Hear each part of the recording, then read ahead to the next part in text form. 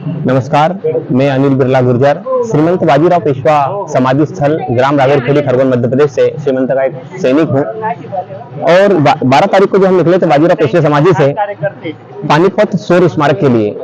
आज हमारी यात्रा यहाँ पर समापन हुई। हम पानीपत के इस शौर्य स्मारक काला अम्बा नामक स्थान पर आ चुके हैं। और काला अम्बा पानीपत का यह महत्व है कि सन 1761 में पानीपत की तीसरी लड़ाई इसी स्थान पर लड़ी गई। हमारे भारत के ही कुछ गद्दारों ने जब अफगान के शासक अहमद शाह आक्रमण करने और यह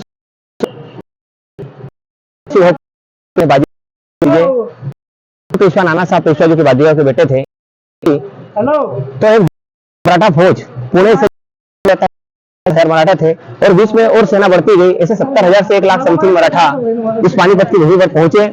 1760 को मार्च या अप्रैल के समथिंग वहां से निकले थे। 6-7 महीने आने में लगे। और यहाँ पर फिर 14 जनवरी 1761 को एक भीषण युद्ध अहमद शाह अब्दाली और मराठा सेना के बीच हुआ, जिसमें 70,000 से अधिक मराठा सैनिक शहादत को प्राप्त हुए।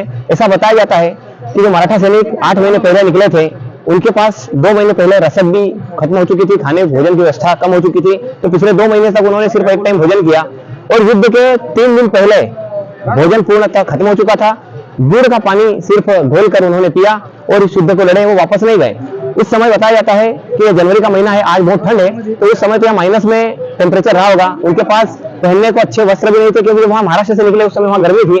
उन्हें पता नहीं था कितना समय लगेगा और कुछ लोग ठंड से मारे गए, कुछ भूख से मारे गए, कुछ जो हमारी ताकतें थी वो कमजोर हो गई। पर वो युद्ध हारे नहीं थे, वो युद्ध जीते, क्योंकि उसके बाद अहमद शाह अब्दाली ने नाना साहब पेशवा को पत्र लिखा कि मैंने जो मराठाओं का शौर्य देखा, भारत भूमि के वीरों का शौर्य देखा, मैं आज के बाद कभी भी भारत की भूमि पर नहीं आऊंगा। ये अखंड भारत आपका है। इसके बाद अहमद शाह अब्दाली के बाद भी किसी ने यहाँ पर आक्रमण नहीं किया। और बताया जाता है कि यह युद्ध ऐसा युद्ध था कि ऐसा पूरा महाराष्ट्र में से ऐसा कोई घर नहीं था जिसमें से किसी ने अपने को नहीं खोया हो। महाराष्ट्र के हर एक घर से कोई न कोई इस युद्ध में आया था।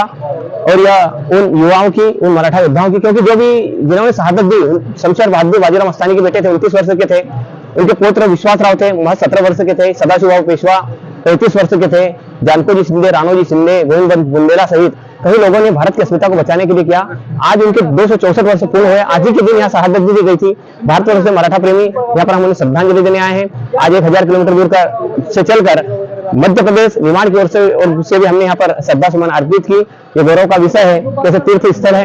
ये सिर्फ दार्शनिक या पर्यटक या योद्धाओं की भूमि नहीं है, ये अपने आप में एक तीर्थ क्षेत्र है जहाँ पर हमें आना चाहिए और इन युवाओं से प्रेरणा लेना चाहिए। और कहते हैं कि पतझड़ साग बाहर बन जाएगी, ये धूल उड़कर आकाश में थम जाएगी, जिंदगी राष्ट्र हित में जुट कर देखें, शायद हमारी कथा भी एक दिन इतिहास बन जाएगी। बहुत बहुत धन्यवाद सभी विमानवासियों की ओर से, नर्मदा तटवासियों की ओर से, मध्य प्रदेश की ओर से।